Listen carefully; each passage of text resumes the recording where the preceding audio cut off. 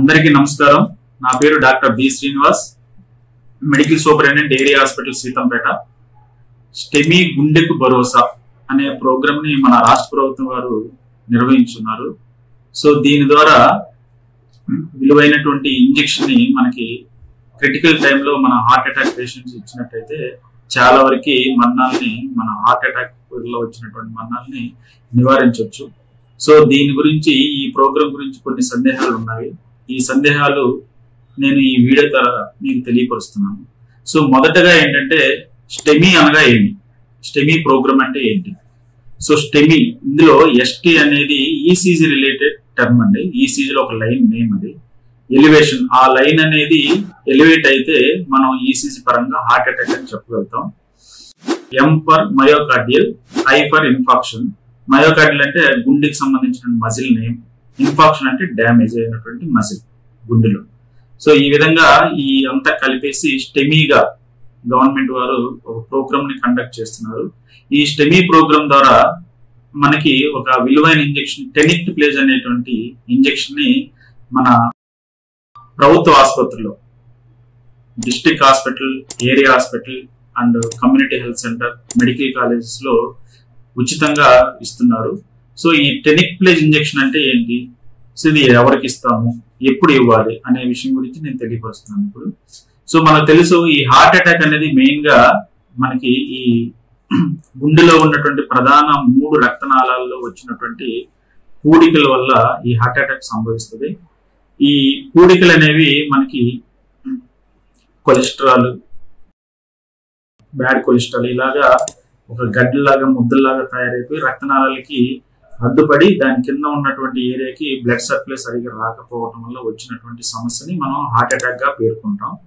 ఈ ఏదైతే ఈ పూడికలు ఏర్పడ్డాయో వీటిని బ్లాస్ట్ చేయడానికి మన యాంటీ కోయాగ్యులెంట్ అంటే రక్తాన్ని బ్లాస్ట్ చేసేటువంటి మందులు. ఇందులో మనకి టెనిక్టప్లేజ్ అనేటువంటి ఇంజెక్షన్ ని, దీని కాస్ట్ సుమారుగా 45,000 అండి. ఈ 45,000 ఇంజెక్షన్ కూడా మన ప్రభుత్వం వారు ఉచితంగా మన గవర్నమెంట్ హాస్పిటల్లో సప్లై చేస్తున్నారు. దీన్ని యాంటీ కోయాగ్యులెంట్ ఇంజెక్షన్ అంటారు.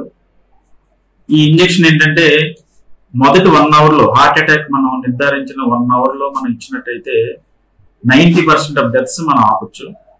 ఈ ఇంజెక్షన్ ఇచ్చిన తర్వాత, ఫస్ట్ ఎయిడ్ ట్రీట్మెంట్ అయిన తర్వాత మనం ఏంటంటే దగ్గరలో ఉన్నటువంటి మన medical college, cath lab, cardiac facility ఎక్కడైతే ఉన్నాయో మనకి ఈ కేసుల్ని మనం అక్కడ పంపించి నెక్స్ట్ కరోనరీ యాంజియోగ్రామ్ ద్వారా మనం ఎక్కడ ఈ పూడికలు ఉన్నాయి దానికి నెక్స్ట్ ట్రీట్మెంట్ మన కార్డియాలజిస్ట్ గారు చేస్తారు.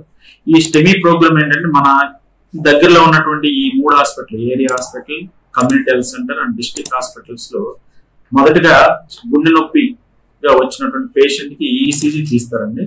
ఈ ఈసీజీలో ఈ ఎస్టీ ఎలివేషన్ రిలేటెడ్ గా ఏమైనా సిగ్నిఫికెంట్ చేంజెస్ ఏమైనా ఉంటే అక్కడ ఉన్నటువంటి డ్యూటీ డాక్టర్ గమనించి అక్కడ ఫిజిషియన్ ని తెలియపరిచి, ఈ ఫిజిషియన్ ద్వారా మనకి కార్డియాలజిస్ట్ ని ఆన్లైన్ లో సంప్రదించి దీనికి ఒక యాప్ ని కూడా క్రియేట్ చేశారు గవర్నమెంట్ వారు. ఈ యాప్ ద్వారా అక్కడ ఉన్నటువంటి కార్డియాలజిస్ట్ తో సంప్రదించి ఈ ఇంజెక్షన్ మోతాదు, డోసేజ్ అనేది మనం ఇవ్వడం జరుగుతుంది. మన ఏరియా హాస్పిటల్ సీతంపేటలో 8 ఇంజెక్షన్ మనకి సప్లై చేశారు. అందులో 4 ఇంజెక్షన్ మనం వాడటం జరిగింది. అందులో 3 పేషెంట్లు అయితే వెల్ రికవర్ అయ్యారు, వాళ్ళందరూ కూడా హ్యాపీగా ఉన్నారు. ఒక పేషెంట్ దురదృష్టవశాత్తు మరణం సంభవించింది రిమ్స్ హాస్పిటల్ రిఫర్ చేసిన తర్వాత ఇంజెక్షన్ ఇచ్చాక. సో ఈ కార్యక్రమం ద్వారా మనం తెలియపరచాల్సింది ఏంటంటే, సో స్టెమీ ప్రోగ్రామ్ అనేది మన వాడుక భాషలో హార్ట్ అటాక్ సంబంధించినటువంటి ప్రోగ్రాము.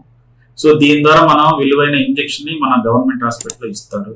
సో అందువల్ల ఏంటంటే, నేను ఈ వీడియో ద్వారా మీకు తెలియపరచడం ఏంటంటే, సో మన దగ్గర ఉన్నటువంటి ఎవరికైనా కూడా గుండెలో నొప్పి కానీ, ఆయాసం కానీ, తర్వాత పాల్పిటేషన్, గుండె దడలాగా, సడన్ గా సింకోపల్ అటాక్, పడిపోవటం కానీ, ఈ విధంగా ఎటువంటి లక్షణాలు ఉన్న వాళ్ళని సీతంపేటకి తీసుకొచ్చినట్టయితే, సో ఈసీజీ తీసి దాంట్లో ఏమైనా చేంజెస్ ఉంటే మనకి ఎవరైతే ఈ ఇంజెక్షన్ మనకి ఎలిజిబుల్ క్యాండిడేట్స్ ఉంటారో వాళ్ళని మొదటి 1 అవర్, గోల్డెన్ అవర్ లో కాకపోయినా విత్ ఇన్ 3 అవర్స్ లో మనం ఇంజెక్షన్ ఇచ్చేసి వాళ్ళ ప్రాణాలని నిలబెడతాం.